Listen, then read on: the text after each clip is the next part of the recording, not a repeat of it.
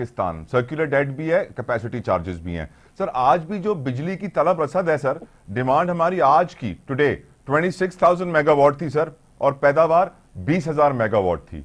आज भी हमारा बिजली का शॉर्टफॉल है 6,000 मेगावाट का, जबकि हम 40,000 मेगावाट से ज्यादा बिजली बना सकते हैं, जिसके हम पैसे भी भर रहे हैं, लेकिन हम बनाते नहीं है सर। क्या IMF हमें ये नहीं बोलता जुबैर साहब कि ये जो 1300 अरब रुपए आपने पिछले साल कैपेसिटी चार्जेस की मद में दिए हैं, ये 5 अरब डॉलर्स के करीब बन रहे हैं, अब अगले साल भी आप 8 अरब डॉलर की कैपेसिटी चार्जेस भरने जा रहे हैं। Sir don't you think IMF को बोलना चाहिए कि भाई ये डील आप नल एंड वॉइड करें और ये पैसे बचाएं, ताकि आपको तो हमें पैसे वापस देने में भी आसानी हो? देखें, जो एग्रीमेंट्स होते हैं ना, ये इंटरनेशनली एक्सेप्टेबल एग्रीमेंट्स होते हैं, और जो इन्वेस्टर है वो इंटरनेशनल कोर्ट में आपके खिलाफ जा सकता है अगर आप इसको वायलेट करते हैं। Okay. ये IMF को भी पता है। अब अनफॉर्चुनेट बात यह है कि इसका सीधा रास्ता ये निकाला कि कैपेसिटी चार्जेस जो है, जिससे सर्कुलर डेट क्रिएट हो रहा है, ये उन लोगों पे डाल दिया जाए जो पेमेंट कर सकते हैं। तो हम जो है ना अपनी इंडस्ट्री को क्रिपल कर रहे हैं, और क्रॉस सब्सिडाइजेशन करके, क्योंकि हमने लाइफ लाइन कंज्यूमर्स को देना है, फिर आपने और ऐसे आपके कंज्यूमर हैं जिनको आपने सस्ता देना है, तो आप जो पैसे दे सकते हैं उसके आप ले लेते हैं। तो आप अगर इंडस्ट्री पे डाल रहे हैं तो इंडस्ट्री जो है ना वो उसकी अपनी कॉम्पिटिबिलिटी खराब हो रही है, उनकी रीजनल कॉम्पिटिटिव रेट्स नहीं है।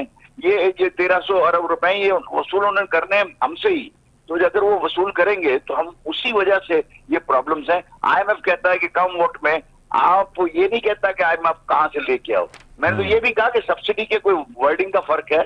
आप ये कौन सी बात है कि जो गवर्नमेंट दे वो सब्सिडी है और जो हम दे वो सब्सिडी नहीं है? तो इंडस्ट्री से अगर ली जाए और वो सब्सिडी अगर नहीं है तो ये मुनासिब नहीं है। मैं तो इसलिए कह रहा हूँ ये बात को कि मैं ये समझता हूँ कि अगर आउट ऑफ कंपटीशन चले जाएंगे तो हमारे बहुत सारे नुकसान हो जाएंगे। एक्सपोर्ट कम हो जाएगी, इंडस्ट्रियल फोर्स जो हमारी जो है ना वो बेकार हो जाएगी, रिट्रेंचमेंट हो जाएगी, लेबर को प्रॉब्लम हो जाएंगे। ये सारी चीजों को देखते हुए हमें ये चाहिए, जो आप बात कर रहे हैं हम स्क्रैच कर सकते होते, तो बहुत पहले शाबाश शरीफ साहब कर देते, वो कई दफा कह चुके हैं जी बड़ा बड़ा बोझ है। लेकिन इसके अंदर एक और रास्ता था इसका। जैसे अभी आपने कहा कि 26,000 मेगावाट की रिक्वायरमेंट है और 20,000 हमने प्रोड्यूस किया। हमारी कैपेसिटी जो प्रोडक्टिविटी है वो 23,500 तो है। अब वो कोई और प्रॉब्लम्स हो गए होंगे, पानी कम होगा या डैम्स में बहुत सारे मसाइल होते हैं, न्यूक्लियर में कोई एक आध डाउन होगा। लेकिन ये जो आप बात, इसका एक तरीका क्या था? इसका तरीका ये था कि आप सर्दियों के अंदर आपके पास 10,000 मेगावाट 12,000 मेगावाट सरप्लस होती है बिजली, और आपके पास गैस शॉर्ट होती है। ठीक है, अब आपको करना ये चाहिए था कि जिस वक्त बिजली सरप्लस है और आप कैपेसिटी चार्जेस 10,000 मेगावाट के दिए, जो इतना बड़ा आपको सम नजर आता है, it is because of that winter payments. अब ये जो नहीं, यहाँ जब आप आ गए तो आप इसको ये करते कि सर्दियों में इसका आप दाम गिरा देते बिजली का और इंडस्ट्री को दे देते, ताकि लेवलाइज टैरिफ ठीक हो जाता और कैपेसिटी पेमेंट हमारे पास से आ जाती। इसीलिए मेरा पहला सवाल नियत के ऊपर था कि नियत है कि नहीं सर? सर गैस अगर शॉर्ट है, देखिए ना, अगर गैस आपकी सर्दियों में शॉर्ट है, आप उधर से उनको दे दें, तो ये इधर से दे दें। नियत होनी चाहिए ना, बात तो आपकी ठीक है। सर जो टारगेट्स रखे गए हैं इकोनॉमिक कोऑर्डिनेशन काउंसिल में आज मीटिंग में, एग्रीकल्चर का जो ग्रोथ रेट एक्सपेक्ट किया जा रहा है, फोरकास्ट किया जाएगा 2%, इंडस्ट्री का large scale manufacturing 4.4%, services sir 4.1%। Sir ये क्या वाकई मुमकिन है ये वाली ग्रोथ? तो लार्ज स्केल के बाद नॉर्मल इंडस्ट्री का क्या रखा है उन्होंने? सर ऐसे ही रखा हुआ है 4% के करीब। नहीं, 4% में कम रखा है। कम रखा है। आई थिंक ये कोई ऐसे मुश्किल अहदाफ नहीं है, ये हम अचीव कर सकते हैं, प्रोवाइडेड कि हम वो कंड्यूसिव एटमॉस्फेयर, इनेबलिंग एटमॉस्फेयर दें इनको, और उनको जो चीजें चाहिए वो हमें दें, एक अफोर्डेबल रेट यूटिलिटी दें, इंटरेस्ट रेट को कम करें, और कॉस्ट ऑफ डूइंग बिजनेस को कम करें, और कॉस्ट ऑफ मैन्युफैक्चरिंग को कम करें। ये कोई बहुत मुश्किल टारगेट नहीं है। हमारे एक्सपोर्ट्स को हम बढ़ा सकते हैं और इतनी ग्रोथ भी हम ले सकते हैं। डिस्काउंट रेट में कमी जुबैर साहब, आपकी नजर में हवा का झोंका है? देखें, जो ये इंटरेस्ट रेट में कमी है, जी सर, मैं खुश भी हूं और नाखुश भी हूं। क्यों सर? खुश इसलिए हूं कि कम से कम गवर्नमेंट को उस डायरेक्शन का पता चला जहां जाना है हमने। ओके। इन्वेस्टर को पता चला, इंडस्ट्री को पता चला कि गवर्नमेंट अब जो है ना डाउनवर्ड इंटरेस्ट रेट रिवाइज करने जा रही है। तो इसका मतलब ये होगा कि खुशाइन बात है, 1.5% उन्होंने कर दिया है। मैं समझता हूँ अगली मॉनेटरी पॉलिसी में अगर यही इन्फ्लेशन का इंडेक्स रहा और कम कर देंगे। लेकिन इसके अंदर मैं आप सिर्फ एक बात करता हूँ कि जब आपका ये 11 साढ़े 11% का जो इन्फ्लेशन बता रहे हैं, 21% रियल उसमें बता रहे हैं। तो जब 21% था तो पहले क्या इंटरेस्ट रेट होता था? पहले 9.75 था जब 21% था। जी। आज तो अभी भी 20.5% है।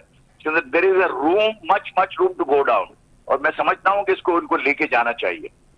सर वैसे आप माशाल्लाह से इतने बड़े पाकिस्तान के सनतकार हैं, बिजनेसमैन हैं, यकीनन स्टेक होल्डर्स को सर ऑन बोर्ड लिया जाता है, कुछ मीटिंग्स वगैरह की जाती हैं, मशवरे लिए जाते हैं, पर क्या हमारे मुल्क में सर स्टेक होल्डर्स की सुनी जाती है जुबैर साहब? देखिए, मशवरे तो बिल्कुल लिए जाते हैं, लेकिन फिर वो बाद में उसको कह दिया जाता है कि IMF के साथ हमारे एग्रीमेंट है, उसकी मजबूरी है। इस दफा भी ऐसा ही होगा यानी ऑब्वियसली? अभी लगता तो ऐसा ही है सर। आने वाला पता चलेगा, बहुत सारे पता चलेगा कितनी बातें हमारी मानी गई, कितनी नहीं मानी गई। सर आने वाला वक्त आपकी नजर में कैसा होगा? जिस तरह के टैक्स टारगेट्स आ रहे हैं, जिस तरह हमारा बजट डेफिसिट बढ़ेगा, जिस तरह हुकूमत अपने एक्सपेंस रिफॉर्म्स करेगी नहीं और कर्जे पे कर्जे लेके चलाती रहेगी, प्राइवेटाइजेशन की बातें हो रही हैं, उसमें भी सर 2 साल लगते हैं, फ्यूचर फोरकास्ट आपकी क्या है सर? देखिए, मैं आपको बताऊं कि बजट से पहले कोई फोरकास्ट करनी नामुनासिब होगी, ठीक है, क्योंकि बजट का हमें पता नहीं है, वजीर खजाना भी नए हैं, तो हमें पता नहीं कि किस तरह की टीम है, कैसे काम कर रही है।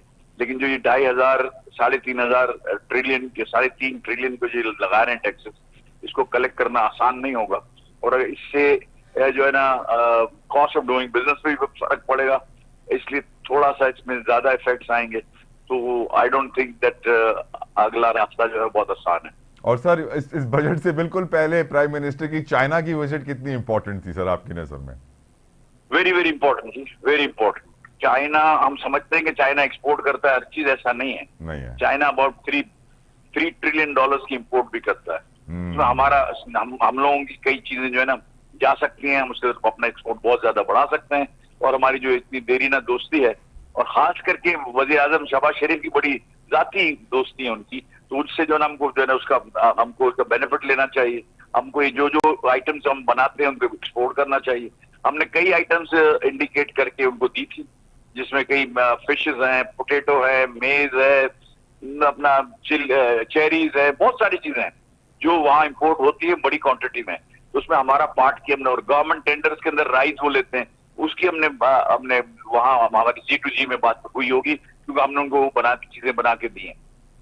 वैसे जुबैर साहब, अब बड़ा शोर है मीडिया पे कि पंजाब हुकूमत के 100 दिन मुकम्मल हो गए। वैसे आपकी नज़र में PMLN की इस गवर्नमेंट में जो अब तक परफॉर्मेंस दी है, जो अब तक पॉलिसी मेकिंग की है, जो अब तक डिसीजंस लिए हैं, how do you see them sir?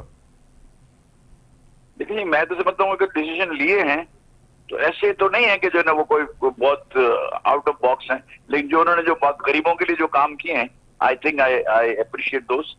जो उन्होंने बाकी और रोज दिए है, एजुकेशन के अंदर काम किया है, ये काम मेरे ख्याल से मैं समझता हूँ अच्छी काम। बहुत शुक्रिया जुबैर मोतीवाला साहब फॉर योर प्रेशियस टाइम। यकीनन जुबैर मोतीवाला साहब पांच डिस्कशन में